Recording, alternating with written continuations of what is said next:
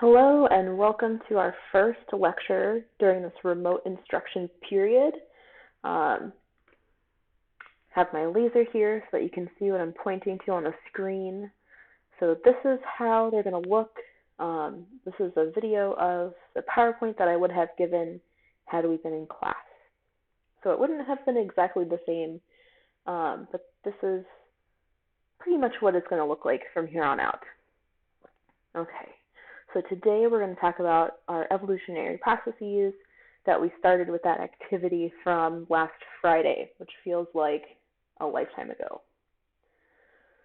Okay, so first I'm going to make some announcements, just kind of go over our routine, talk about other things that I want to mention. We're going to summarize that sticky note activity that we started. I'm bummed we couldn't finish it. But we will kind of visit the questions that we had left on that sheet. So actually, if you have it on you, feel free to pause this video, go find that activity packet, and open that up as we're going through. Then we're going to review those evolutionary processes that were demonstrated, and then we're going to extend this knowledge a little bit further, still in the realm of populations and how they're changing in response to different things happening in their environment.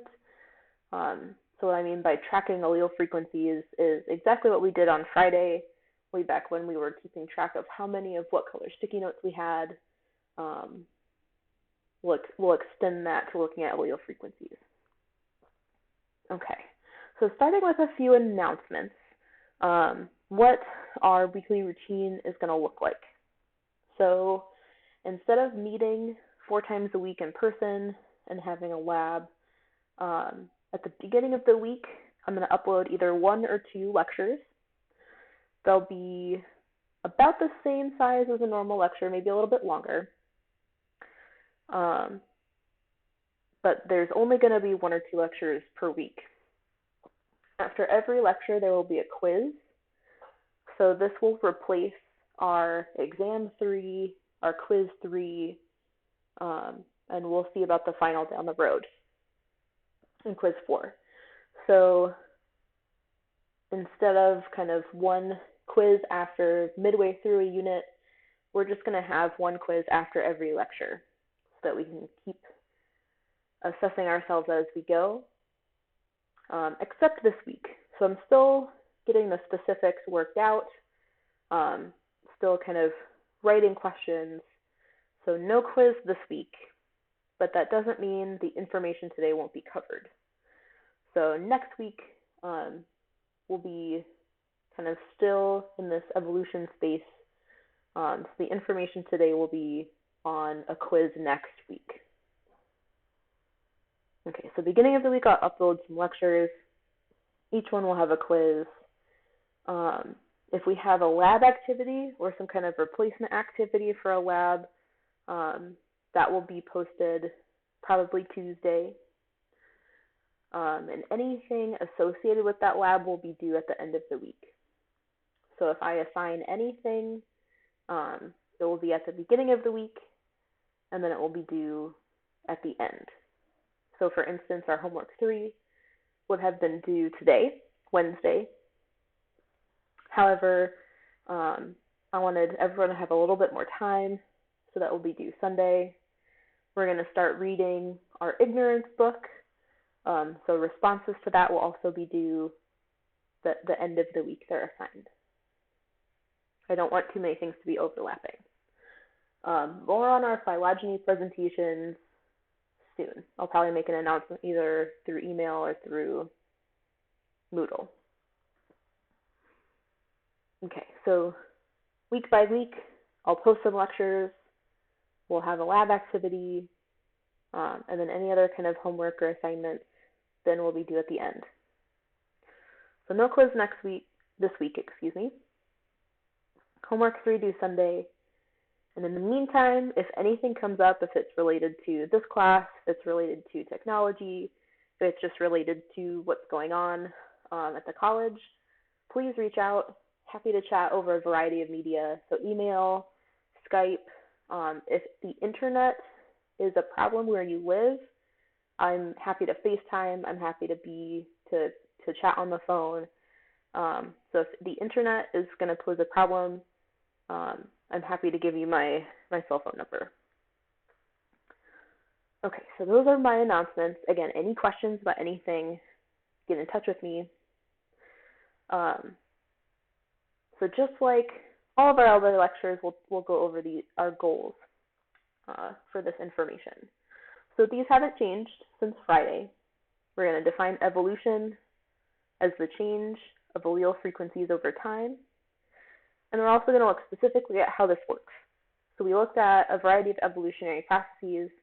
We got through the founder effect to genetic drift, if I remember correctly from our activity. So we'll revisit these, and we'll look at natural selection and what a population bottleneck is. Okay, so this was a slide we had on Friday. I demonstrated the founder effect on the board with some lovely volunteers. The founder effect is when we have one small group that breaks off, that goes to a new environment that is then separated from that original population. So with your sticky notes, you had a mainland population, and you chose 3 of those to put on an isolated island colony. So different groups will have different colors, but how did this affect your sticky note populations? So you might have put over some red ones to the island. You might have put over some blue or yellow. It would be different in different groups. Some colors were present on the island, but not all of the original 4 colors were present on the island. The short version of that story is that our new population, the one that was founded on the island, has a much different frequency of alleles. So founder effect, a small population has broken off from a larger one, and now we're going to see differences between those two. Gene flow was another process we saw. So sometimes that new population breaks off, but it's still close enough where you can have individuals moving back and forth. So you had some sticky notes that might have flown, swam, somehow transported themselves back to the mainland. You might have had some from the mainland go back to the island. So depending on what colors went back and forth determined how many alleles were in each population. We also demonstrated genetic drift. So this was when someone kind of at random removed a few of those alleles. So it wasn't due to their traits. It wasn't due to anything in their environment necessarily, just random chance some sticky notes were taken out of the population. So if we had taken a break, if we had more time in class, we could have stopped, looked around, seen what each group's populations looked like before and after. Because it's random, would have been completely different depending on what group. All right, now our other process that we may or may not have gotten to during our activity was natural selection. So we mentioned it a little bit when we were talking about when we were introducing evolution. But when natural selection happens, it means that individuals, I'll put my laser back up, with heritable traits. So a trait that you can inherit. When individuals with these traits have a higher fitness than those without. So I mentioned it briefly in class, but just in case we missed this definition, fitness in this context means the number of offspring that you have. So if this peacock, it's able to inherit this huge amount of plumage. So if this trait helps it survive, it can pass it down to its offspring It has offspring, so it has a higher fitness. Natural selection allows them to exist. So males with smaller or less impressive plumage might not be selected for. That peacock would not pass down its trait to the next generation, so it would be taken out of the gene pool. So natural selection acts on individuals, but it changes the alleles of the whole population. So if you did not get to this part in your activity, the instructions for this section were that one person would become a predator, and they would choose 2 different colors of sticky notes and eat to their heart's content. So what would this predator, what impact would it have on your population? If you picked red and blue, depending on how successful this predator was, would drive down those blue and red sticky notes. So when we look at the alleles, the number of alleles that code for red and blue would decrease. The number of alleles that code for the other colors would increase. So natural selection is changing those ratios because that predator preferentially ate 2 colors over the others. So the ones that it ate were not able to reproduce. The other ones were, so their alleles increased in the population. And then the last part of the activity would have dealt with this process called a population bottleneck. So if you think of the shape of a bottle, right, it comes to this point.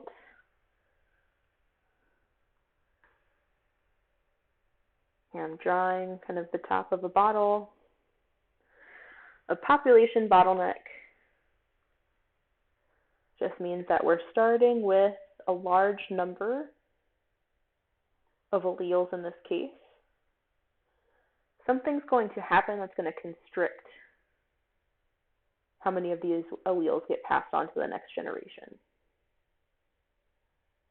So in essence, it's an event that severely reduces population size. And this reduction in the size of the population changes what alleles are prevalent and what alleles are rare.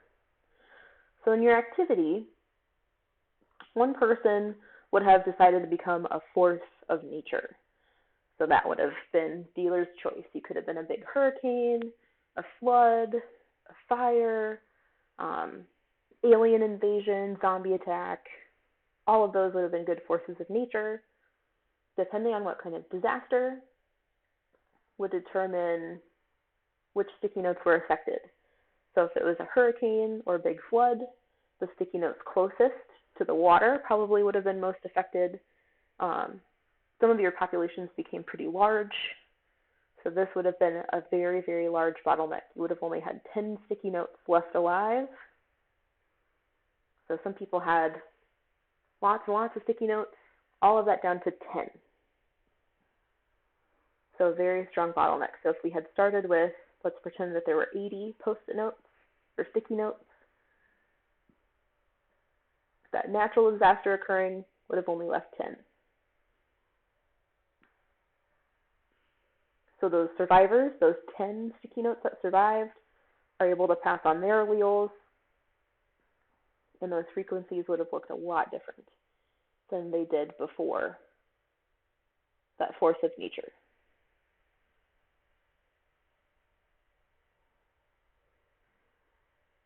So thinking about real-world examples of population bottlenecks, the overall effect is to reduce genetic diversity. So if we're going from a population of 10,000 down to 100 individuals, we're not capturing likely all of those different alleles, all of those different traits. So I used to work at a zoo, so a lot of my examples are animal examples. If you visit a zoo, you'll probably see animals that have something called a species survival plan. And so just like rhinos, just like these lions, researchers are looking at their genetic makeup. If it's a species that has a very, very low population diversity, low genetic diversity, they've gone through a really big bottleneck. They keep records across the world of the genetic makeup of these different animals. So they're able to mate animals with high genetic diversity to try to increase that diversity in these species. So when we think of things like whales and bison in the U.S.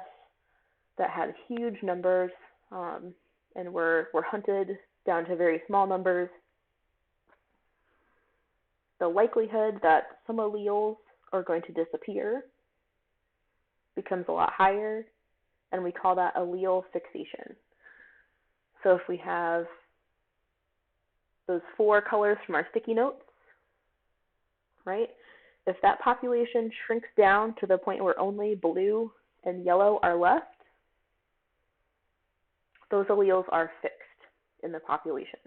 The other 2 have completely disappeared. Those likely may never come back. So that's why keeping genetic diversity is so important. As a specific example, Kabara here with Ngozi, our lions, African lions at the St. Louis Zoo. Kabara was brought in from Switzerland, which represented a really unique source of genetic diversity. And so here they are nuzzling each other. It was a very good pair. They're increasing or they're keeping a high level of genetic diversity because of the species survival plan. So all to say, when we're thinking about keeping animals alive and conserving species, we need to keep in mind if there has been a population bottleneck so that we can maintain that genetic diversity.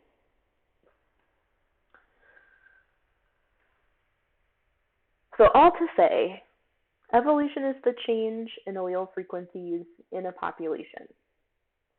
Natural selection is one mechanism, and that's when individuals with certain traits pass those traits down to the next generation. Individuals are not changing to fit their environment. So when we watched the video about the bacteria who were able to grow from one end of that big petri dish to the other with those increasing levels of antibiotics, the ones that were growing in the middle were not the same ones that were put onto the plate. So individual bacteria were not changing or evolving. There were hundreds of different bacterial cells. They had different types of mutations. If an individual had a mutation that allowed it to survive, it was able to grow in that new environment. If that trait was heritable, if they could pass on that mutation, it allowed their progeny, their offspring, to grow as well. And so when we saw them growing across, those whole populations were changing. Individuals just had the allele or they didn't. They didn't do it because they needed to live in that next area of the plate. It was just a random mutation that allowed them to survive. So just an important caveat. There's no intent to evolution. If you have traits that allow you to survive in an environment, you will likely live and pass those on. If you have traits that don't allow you to live in an environment, you probably won't pass those traits on. So evolution happens on the population level. Okay, evolution, natural selection. We also discussed a couple of different processes.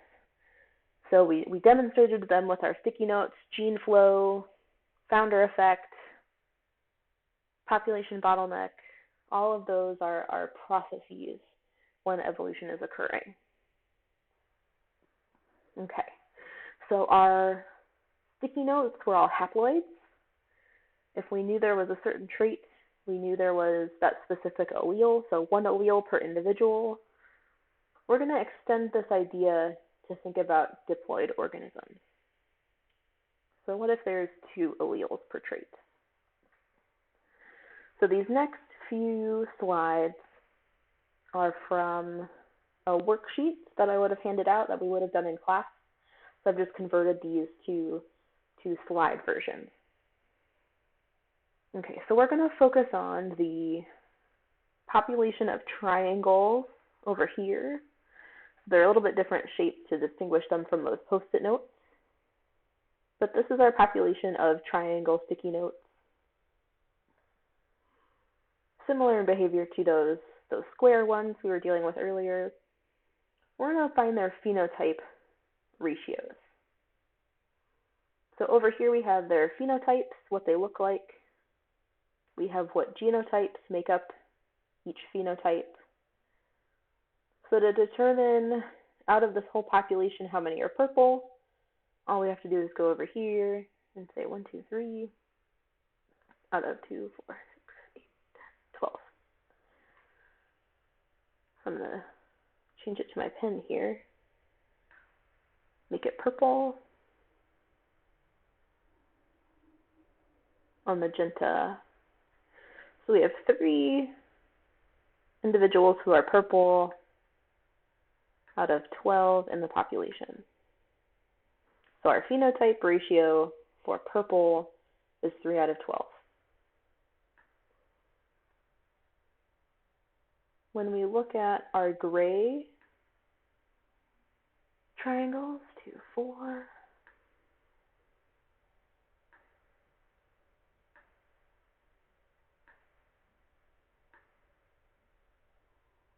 our phenotype ratio for gray organisms is 4 out of 12.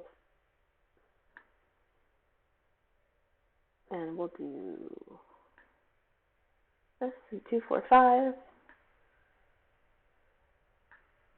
Our phenotype ratio for white triangles is 5 out of 12. Okay, so easy enough. We just look at the whole, count how many, and see what their range is. So right now we have more white individuals than purple individuals. But because evolution is the change in allele frequencies, we need to convert from their phenotype and their genotype to their individual alleles. So in this case, we have 2 types of alleles. We have our dominant allele and our recessive allele. So we can just use this information to calculate our allele frequencies.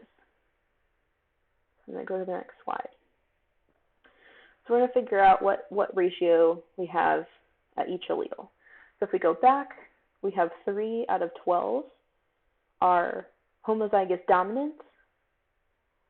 Each individual has 2 dominant alleles. So we know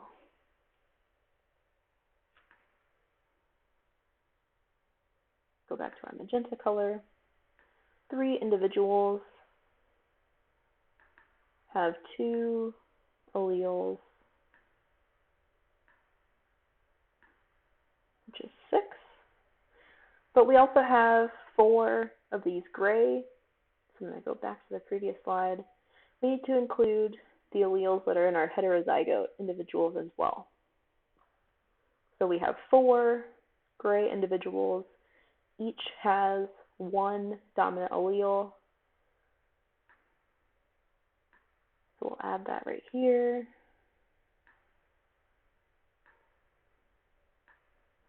So again, these were our dominant phenotypes. These were from our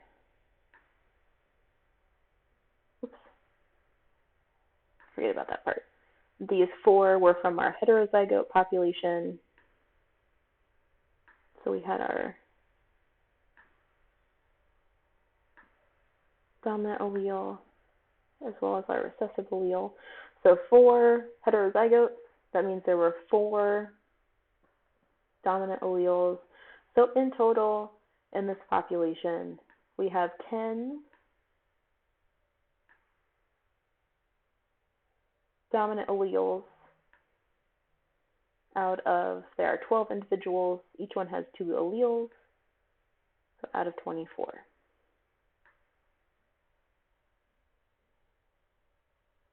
Again, we just took 2 dominant alleles from our 3 purple sticky notes, that was 6, and 4 dominant alleles from our 4 gray triangles over here. So altogether, our ratio of dominant alleles is 10/24 total. So we can go through that calculation again. We can say there are 5 of our white individuals. That would make 10 recessive alleles, 4 recessive alleles from our heterozygotes. But another way we can do that is just take 24 minus 10, which gives us 14.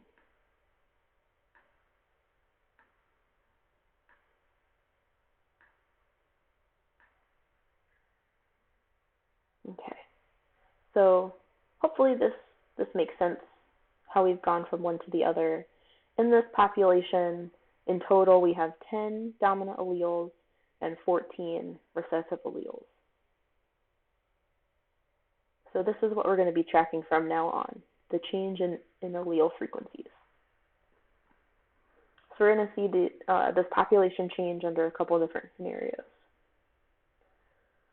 So every summer, a severe heat wave comes through, and for some reason, purple notes seem to become especially weakened by the high temperatures. Some of them die before they can reproduce. Now the population looks like it does on the right over here. So clearly, we have less purples, and we have more white stickies and more gray stickies than we did from that previous population. So let's count to see how many there are. 2. So now we have 16 total. So I'll write that over here. 16 total individuals. Now we'll be able to figure out our phenotype ratios and our allele ratios. But first, as a small kind of review, what evolutionary mechanism does this scenario represent? In this case, it's natural selection. So the high temperatures meant that purple stickies were less likely to pass on their traits. As a result, we see that there are fewer purple stickies. Okay, so let's compare our phenotype ratios. So phenotype for purple, pretty easy to see. We only have 2 out of 16.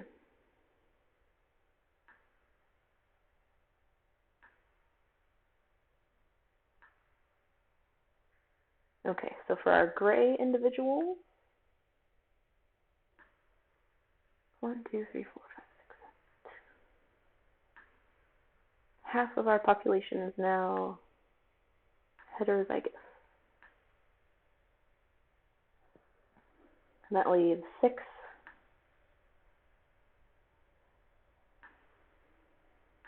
of our homozygous recessives, or our white sticky notes. Okay, so we can use this information then to figure out how many alleles we have. So again, starting with our dominant allele, we have 2 for every homozygous dominant individual, so that's 4. And then 1 for each heterozygous individual, and that's 8. So in this case, We have 12 total dominant alleles over 32 possible alleles in this population. Okay.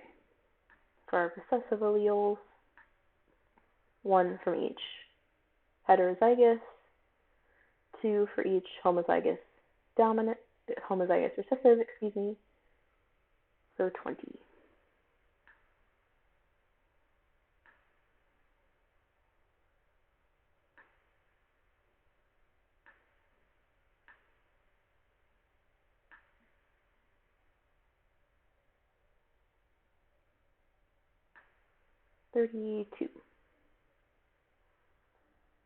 Okay, 12 out of 32 dominant, 20 out of 32 recessive. So we've gone from the population with 10 out of 24 dominant to 12 out of 32. So this number has decreased, and this number has increased. Okay, so they've survived this heat wave, but now another event is going to take place. A freak forest fire has ravaged this coastline where these stickies live, and many of them are killed while they're foraging in the woods. So not only this initial event, but many have died from the smoke exposure. So very, very tragic event for these sticky notes. Which evolutionary mechanism does this sad event represent, do you think? I'll put the answer when I post these slides. So take a minute to think about which one this represents.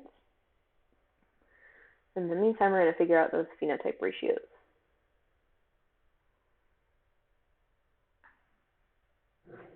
So hopefully you're able to do this on your own. Feel free to fast forward through this part. If you hear my dog woofing in the background, he's hiding in my office. Okay, so purple individuals, we have 2 out of 6. Heterozygous, we have 3 out of 6.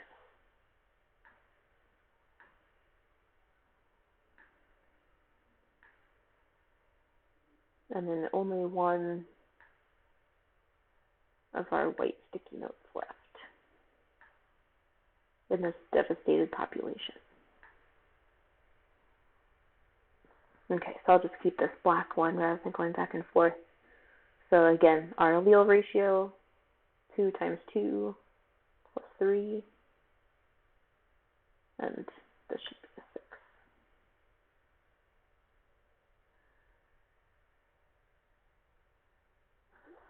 6. Excuse me. Out of 12. And then our recessive is 5 out of 12.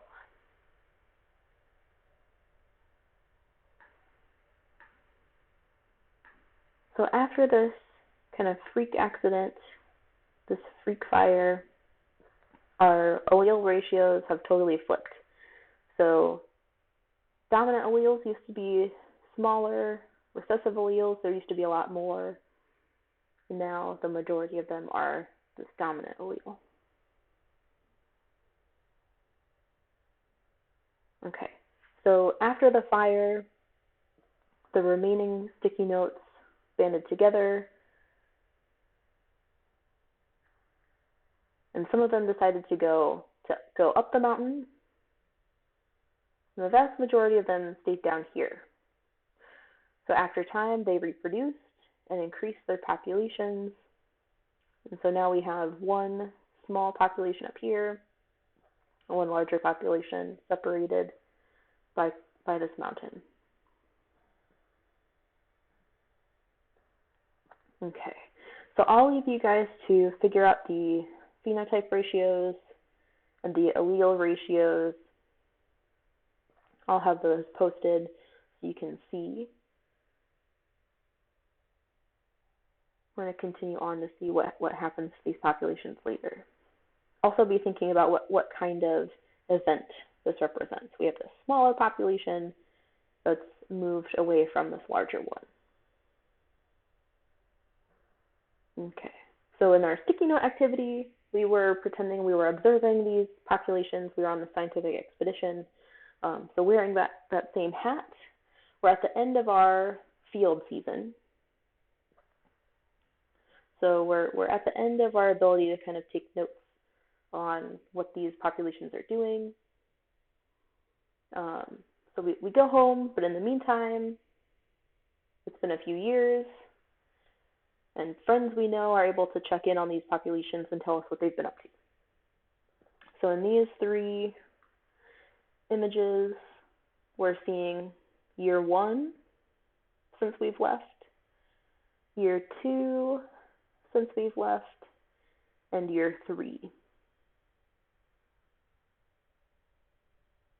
So how are these different populations changing? What do you notice about each one? Well, what I notice is that as we're looking at this mountain population, the number of triangles stays about the same, but the colors within it are starting to look a bit different. So here we have almost an equal proportion of dominant and recessive alleles. As we move on to year 2, we're seeing many, many more dominant alleles. And then in year 3, all but one allele is recessive. So over time, the dominant allele has become much, much more prevalent in this mountaintop population. As we look at the valley population, it's a different story. So even though they started as one big group, the small subset that left changed in one way, and the group that remained changed in a different way. So from year 1 to 2, we're not seeing a very large difference in the ratios of alleles. It just happens to be that this one has many, many more recessive alleles because we have more homozygous individuals compared to this mountaintop population.